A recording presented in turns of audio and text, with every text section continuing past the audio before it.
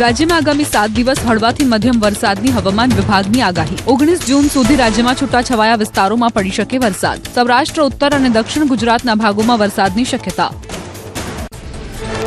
ગુજરાતમાં હજી ચોમાસા માટે જોવી પડશે થોડી રાહ। 3 દિવસમાં કર્ણાટક, ઓડિશા અને આંધ્રપ્રદેશ સુધી પહોંચશે। મહારાષ્ટ્રના કેટલાક ભાગોમાં પહોંચ્યા બાદ ચોમાસું થયું છે સ્થિર। અલનીનોને લઈને હવામાન વિભાગનું મોટું અનુમાન। અલનીનો થઈ ગયો છે એક્ટિવ। આખી ચોમાસાની સિઝનમાં અલનીનોની રહેશે અસર, જેના કારણે ઓછા વરસાદની શક્યતા। પશ્ચિમ ભારતમાં 94% ઓછા વરસાદની સંભાવના। ગરમી વધવાને લઈ હવામાન વિભાગનું અનુમાન। ગુજરાતની આસપાસ નથી એક્ટિવ વેસ્ટર્ન ડિસ્ટર્બન્સ। વરસાદ ન પડ્યો એટલે નોંધાયું સામાન્ય કરતાં વધુ તાપમાન। એન્ટી સાયક્લોનના કારણે પણ વધ્યું ગરમીનું પ્રમાણ।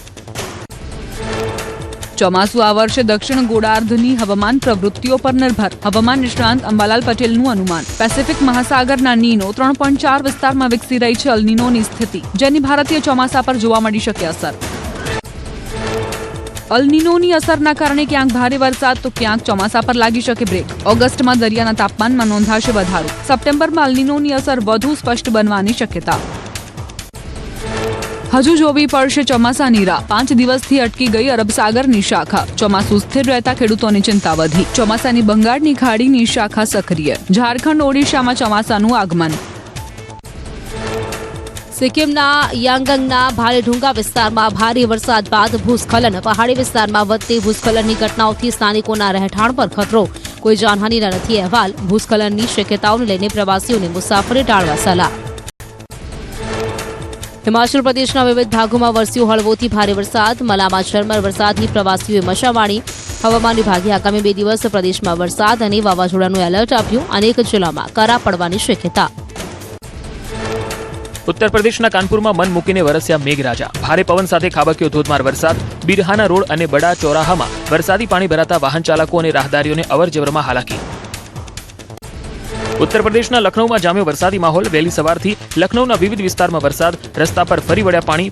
ભારે ગરમી અને ઉકળાટ વચ્ચે વરસાદ પડતા લોકોને મળી રાહત। તમિલનાડુના નેલ્લાઈ જિલ્લામાં ગાજવીજ સાથે ધોધમાર વરસાદ। સ્થાનિક નદીઓમાં આવ્યા પૂર। પશ્ચિમ ઘાટમાં ભારે વરસાદના કારણે નામી નદીમાં પૂરની સ્થિતિ। નદી કાંઠે આવેલા મલાઈ નામી મંદિરમાં ભક્તોની અવરજવર પર પ્રતિબંધ।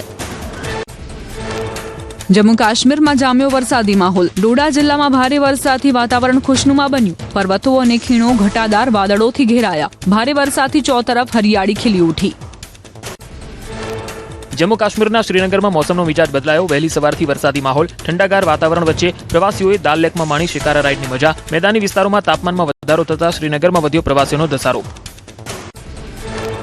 ભુજના માધાપર માર્ગ પર નર્મદાની પાઇપલાઇનમાં ભંગાણ। 20 ફૂટથી વધુ ઊંચા પાણીના ફુવારા ઉડ્યા। વેડફાતા પાણીમાં વાહન ચાલકોએ વાહનો ધોયા। કાળા ઉનાળે જીવાદોરી સમાન નર્મદાના પાણીના વેડફાટથી લોકોમાં રોષ।